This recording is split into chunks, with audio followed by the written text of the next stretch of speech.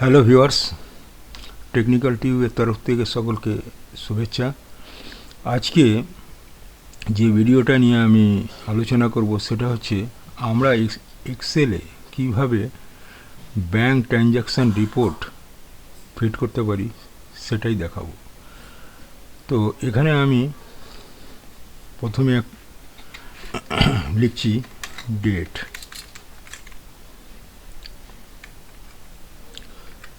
এরপর লিখছি ডেসক্রিপশান। যেরকম করছি ঠিক এইভাবেই করবেন।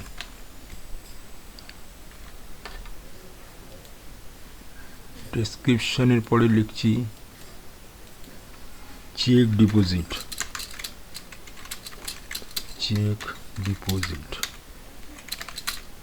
ঠিক আছে। এরপরে লিখছি ক্যাশ ডিপোজিট,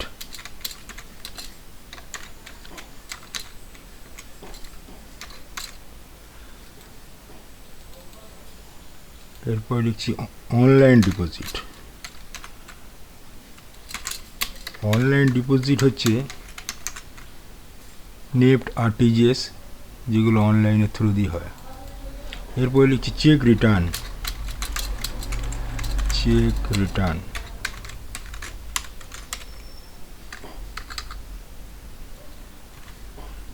এরপরে লিখছি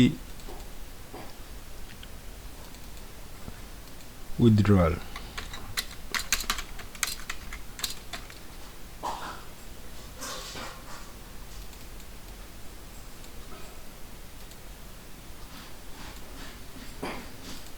এরপর লিখছি ব্যালেন্স। এই জিনিসটা তৈরি করে নিলাম। এটাকে একটু ফন্টটাকে বাড়িয়ে দিলাম, এটা একটু বোল্ড করে দিলাম।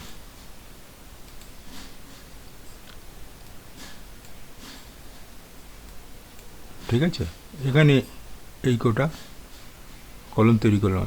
একটা হচ্ছে ডেট, একটা ডেসক্রিপশান আপনাদের মতন করে দেবেন। এরপর এখানে লিখছি একটা ওপেনিং ব্যালেন্স। যখন কোনো ব্যাংকের ট্রানজ্যাকশান আমরা লিখি তাতে একটা ওপেনিং ব্যালেন্স থাকে, লাস্ট ইয়ার ব্যালেন্স, সেটা হলো ওপেনিং ব্যালেন্স।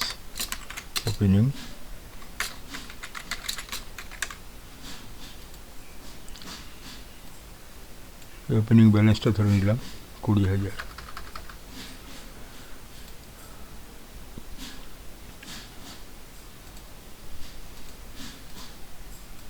এটাকে একটু ফন্ট বাড়িয়ে দিলাম, 20,000। এবার দেখুন, আমরা প্রত্যেক দিনই প্রত্যেক ডেটে আমরা চেক জমা করি, ক্যাশ জমা করি, অনলাইন ডিপোজিট, মানে অনলাইনের থ্রু দিয়ে যে সমস্ত টাকাগুলো আমাদের ব্যাংকে ঢোকে। ক্যাশ তো আমরা নিজেরাই জমা করি, চেকও আমরা নিজেরাই জমা করি।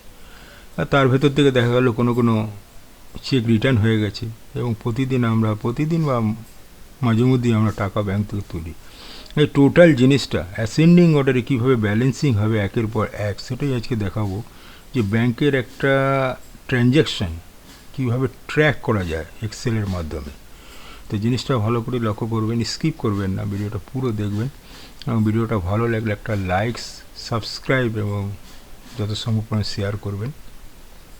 যারা আমার চ্যানেলটাকে সাবস্ক্রাইব করে রেখেছেন তাদেরকে অসংখ্য ধন্যবাদ। যারা আমার চ্যানেলে নিউ তাদের কাছে আমার রিকোয়েস্ট, একটা সাবস্ক্রাইব এবং লাইভ অবশ্যই করবেন। তো প্রথমে লিখছি জানুয়ারি 1, এরপর আর একটা লিখে নেবেন জানুয়ারি 2। এই দুটো থেকে এটাকে সিরিজ করতে হয় এইভাবে, এটা টেনে আনবেন এখান থেকে এসে যতটুকু ধর, আমি এখানে কয়েকটা দিয়ে দেখিয়ে দিচ্ছি, 1, 2, 3, 4, 5, 6, 7, 8, এবং আরও টানলে পরে আরও পুরো মাস করা যাবে। তো এইখানে ডেসক্রিপশান মানে এই চেক জমা হচ্ছে কি কারণে, তার কি রিজন, সেটা এইখানে লিখবেন, আপনাদের মতন করে লিখবেন। এটা তো আমি একটা ড্যামি হিসাবে দেখাচ্ছি। চেক ক্যাশ ডিপোজিট করছেন, তার কোনো যদি সাবজেক্ট ম্যাটার থেকে লিখবেন। অনলাইন এসছে, কীভাবে এসছে, টাকাটা অনলাইনে ঢুকেছে, কার কাছ থেকে এসে ঢুকেছে সেটাই ডেসক্রিপশানে লিখবেন। চেক রিটার্ন হয়েছে, বাউন্স হয় অনেকগুলো কারণে, fund insufficient, fund not available হয়, বা চেক ইস স্টেল চেক, অনেক কোনো কারণে ব্যাংক থেকে চেক রিটার্ন হয়ে যায়, সেটা এখানে লিখবেন। উইথড্রয়াল, আমি প্রতিদিন টাকা তুলছি, অটোমেটিক্যালি ক্যাশ উইথড্রয়াল, এখানে ক্যাশ লিখে এখানে উইথড্রয়াল, এটা আমি লিখছি না, আপনারা লিখে নেবেন। তো এখানে লিখে দিলাম 10,000 টাকা জমা করলাম। আমি আগে দেখিয়ে দিচ্ছি আপনাকে,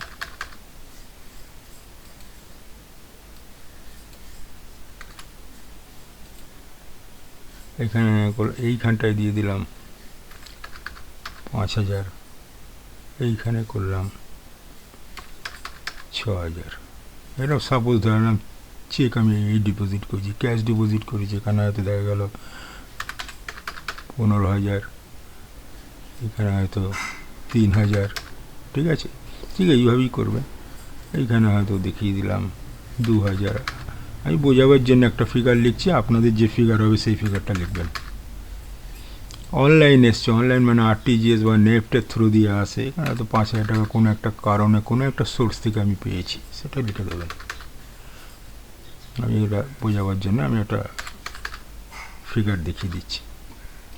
এখানে চেক রিটার্ন হয়তো হয়ে গেছে, এখান থেকে 2,000 টাকার কোনো চেক রিটার্ন হয়ে গেছে, বা এখানে 7,000 টাকার কোনো চেক রিটার্ন হয়েছে। উইথড্রয়াল করছি, এখানে হয়তো দেখা গেলো আমি 5,000 টাকা উইথড্র করলাম, এইখানে হয়তো আমি 9,000 টাকা উইথড্র করলাম, এটা দেখালাম। তো ভালো করে আমি একটু জুম করে দেখিয়ে দিচ্ছি, আপনি এইভাবে লিখবেন। Deposit description, cheque deposit, cash deposit, online deposit, opening balance, এইটা ব্যালেন্স। যা কিছু আমি ট্র্যাক করব, যা কিছু ব্যালেন্স আমার অ্যাসেন্ডিং মানে রিমেনিং ব্যালেন্স, ওই ব্যালেন্স কালাবে আমি দেখব। তো এটা দেখতে গেলে এটাকে একটুখানি একটু সেন্টার করে দিলাম সবগুলো। আচ্ছা, যাও কি এইটা করতে গেলে আমরা কী করব, এখানে একটা আমি ফর্মুলা ফিট করছি, এটা ভালো করে মাথায় সেট করে দেবেন, ব্যাস, আর কিছু করণীয় নেই। তারপরে যা করতে থাকবেন সব হয়ে যাবে, কোনো প্রবলেম। এইখানে আসবেন, আর সবসময় এই সেলটাকে সিলেক্ট করবেন, যে আমি উপরে যে টাকাগুলো লিখেছি, কখন এই উপরেরটা না, ঠিক এই সেলটা, এই সেলগুলোকে সিলেক্ট করবেন, ঠিক আছে। এইটাও না, অনলি যেখানে ভ্যালুটা রয়েছে, যেখানে টাকাটা রয়েছে, ঠিক আছে, নিশ্চয়ই বুঝতে পেরেছেন এত অবধি, টাকাটা যেখানে যে এইটা কিন্তু সিলেক্ট করবে।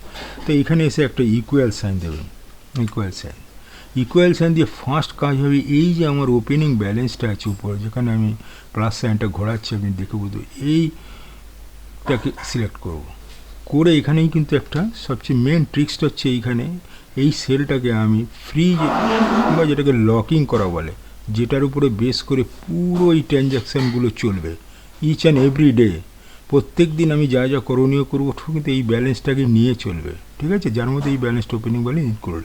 এখানে এসে F4 মারবেন, এই F4 দিয়ে এটাকে আমি ব্লক করে দিলাম, ঠিক আছে। এরপরের কাজ হচ্ছে এইখান থেকে এসে প্লাস, যেগুলো জমা আছে সব প্লাস, ফের এখানে এসে এইটাকে ক্যাশ জমা প্লাস, ফের এখানে এসে অনলাইন ডিপোজিট প্লাস, এত অবধি প্লাস। এরপরে আপনি করবেন, আপনারা করবেন মাইনাস, চেক রিটার্ন যেগুলো, এটা মাইনাস। এরপরে আবার এখানে একটা মাইনাস সাইন দিয়ে উইথড্রয়ালে এটাকেও মাইনাস করে দেবেন।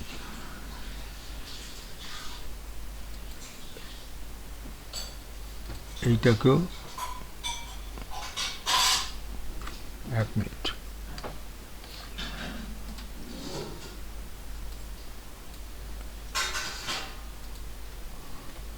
তো এখানে ইকুয়াল সাইনটা দিলাম, দিয়ে এই সেলটাকে সিলেক্ট করলাম, করে এটাকে আমি F4 দিয়ে ব্লক করলাম, করে এরপরে আমি প্লাস সাইন দিচ্ছি, দিয়ে এইটাকে সিলেক্ট করলাম, ফের আমি প্লাস সাইন দিয়ে আমি এইটাকে সিলেক্ট করব, ফের আমি প্লাস সাইন দিয়ে এইটাকে সিলেক্ট করব, এরপরে এখান থেকে যাবে মাইনাস সাইন, এইটাকে সিলেক্ট করব, ফের মাইনাস সাইন, এইটাকে সিলেক্ট, ঠিক আছে, বুঝতে। তো প্রথমের এই 3টে প্লাস করেছি, পরে যেখান থেকে চেক রিটার্ন এবং উইথড্র, এরপরে থ্রু কিবোর্ডের থেকে আমি এন্টার প্রেস করি 33,000। তাহলে 33,000 যদি আমি ক্যালকুলেট করি কীভাবে দেখতে পাবো, 20 আর 10 30 আর 5 35, 2,000 টাকা রিটার্ন হয়ে গেলো, 33,000 টাকা আমার ব্যালেন্স এসে গেল।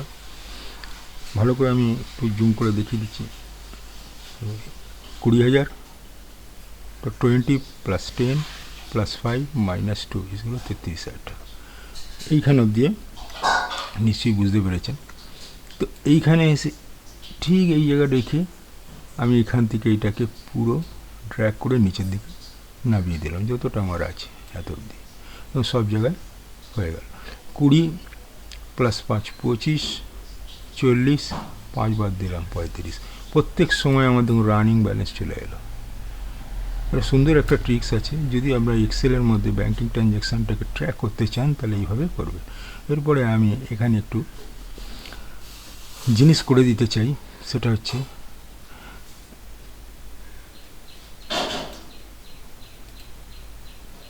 এরপর এখানে ঠিক এইখান থেকে নিয়ে এসে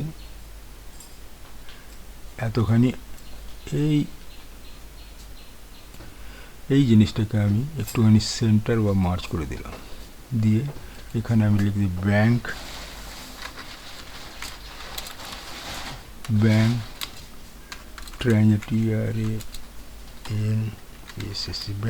ট্রানজ্যাকশন রিপোর্ট। তাহলে এটা ব্যাঙ্ক ট্রানজ্যাকশন রিপোর্ট, এটাকে আমি একটু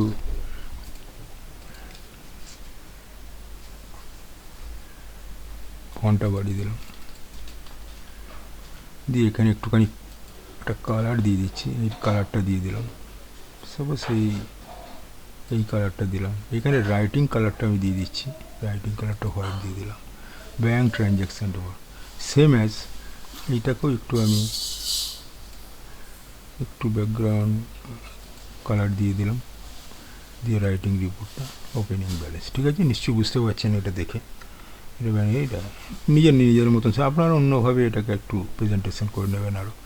তো ব্যাঙ্ক ট্রানজ্যাকশন এটা ওপেনিং ব্যালেন্স। ঠিক আছে, এইবার পুরো এই জিনিসটাকে এসে এইখান থেকে নিয়ে পুরো জিনিসটাকে একটু আমি অল বর্ডার করে দিচ্ছি, যাতে দেখতে ভালো লাগে। ঠিক আছে, এই ওপেনিং ব্যালেন্সটাকে দরকার পড়লে এখান থেকে এসে একটু রেড মার্কিং করে দিলাম। ঠিক আছে, তাহলে নিশ্চয়ই এই জিনিসটা সম্বন্ধে বুঝতে পেরেছেন, ব্যাঙ্ক ট্রানজ্যাকশন রিপোর্ট এখানে। তো এইটাকে দরকার পড়লে একটু হাইলাইটও করতে পারেন, ফোল্ড করে দিলাম।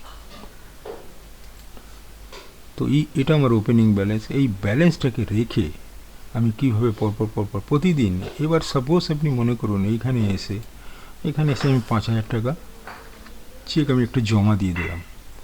এইটা দেওয়ার সঙ্গে সঙ্গে ঠিক এই লাইনটা বরাবর, এই জানুয়ারি 4 এই লাইন বরাবর দেখুন এন্টার মারার সঙ্গে সঙ্গে এইটা সঙ্গে এর একটা ইনক্রিমেন্ট হয়ে যাবে, 28 হয়ে গেল, কারণ 5 বেড়ে গেল। এইখানে এসে মনে করি যদি একটা রিটার্ন আরও আছে 2,000 টাকা, যেই আমি এন্টার দেবো, এই এন্টার দেওয়ার সঙ্গে সঙ্গে এই 20,000 আছে, এটা চেঞ্জ হয়ে গেল, 18 আছে, রিটার্ন হয়ে গেল। আবার যদি মনে করি এখানে উইথড্রল করেছি 5,000, তো সঙ্গে 18টার ডিফারেন্স, এন্টার দেওয়ার সঙ্গে দেখুন 18টা 13 হয়ে গেল। আবার যদি মনে করি যে এইখানে ক্যাশ জমা করেছি 5,000, তাহলে এই 5,000 4 জুন মানে 4 জুন আমি 5,000 জমা করলে এন্টার যেই না দেবো এইটা আমার চেঞ্জ হয়ে যাবে 33,000। তো এইভাবে এইখানে এসে যদি মনে করি উইথড্রল করেছি আমি 7,000, যখনই আমি রিটার্ন দিচ্ছি দেখুন টোটালি একদম ঠিক এই ওপেনিং ব্যালেন্সটাকে ধরে প্রতিদিনের ইচ অ্যান্ড এভরি ডে প্রত্যেক দিন আমি যা ট্রানজ্যাকশন করব সেটা যদি এইভাবে ট্র্যাক রাখতে পারি, তো আমি এখানে ব্যালেন্স সবসময় পেয়ে যাব, ওপেনিং ব্যালেন্স যার মধ্যে থাকবে। এটাই ছিল আজকের ভিডিও ভালো লাগলে লাইক সাবস্ক্রাইব অবশ্যই করবে। তবে হ্যাঁ, এইখানে এসে যে ফর্মুলাটা আমি ফিট করেছি দেখুন, এই ফর্মুলাটা লিখেছি, এই যে ডলার সাইনটা দেখতে পাচ্ছি এখানে এসে রেখে এইটাকে সিলেক্ট করার পর আবারও বলছি F4 দিয়ে এই সেলটাকে ব্লক করে দেবেন, কারণ এই সেলটা ব্লক করি, এইটাকে নিয়েই আমি পরবর্তীকালে চলব। ঠিক আছে, তো এটা জানুয়ারি আছে, আপনাদের ডেট অনুযায়ী আমি এটা দেখাবো যে জানুয়ারি 1 2 3 4 5 6 7 8 এইটা লিখব। ডিপোজিট ডেসক্রিপশানে যেরকম এই ক্যাশ ডিপোজিট আছে, তাহলে এখানে লিখে দেবেন ক্যাশ, এর মধ্যে কিছু ইয়ে নেই, এখানে লিখবেন CAS ক্যাশ। এখানে দেখলেন কোনো একটা সোর্স থেকে চেক এসছে, তার নাম লিখে দিলেন, যার কাছ থেকে চেক পেয়েছেন, AK সিনহা, এখানে লিখে দিলাম। এখান থেকে একটা চেক পেলাম, তো এখানে লিখে দিলাম 2000। যেই লিখে আমি এন্টার দেবো, দেখুন সঙ্গে সঙ্গে এই যে 20,000 যখন চেঞ্জ হলো 22,000, একটা চেক পেলাম। আবার এইখান থেকে এসে যা যা ডেসক্রিপশান হবে এখানে দিয়ে দেবেন। এইভাবে দেখিয়ে দিলাম আপনাদের। তবে জিনিসটা খুবই সুন্দর। এটা 20,000 ব্যালেন্স, এটা আমার অনুযায়ী ব্যালেন্স আছে, আপনাদের তো ব্যালেন্স বেশি থাকতে হবে। এটা ওপেনিং ব্যালেন্স, তো ব্যাঙ্ক ট্রানজ্যাকশান দেখুন, আর এই টোটাল। তো ভিউয়ার্স, আজকে এখানে শেষ করছি, আগামী ভিডিও নিয়ে আবার আসবো। একটা লাইক সাবস্ক্রাইব অবশ্যই দেবেন। ধন্যবাদ।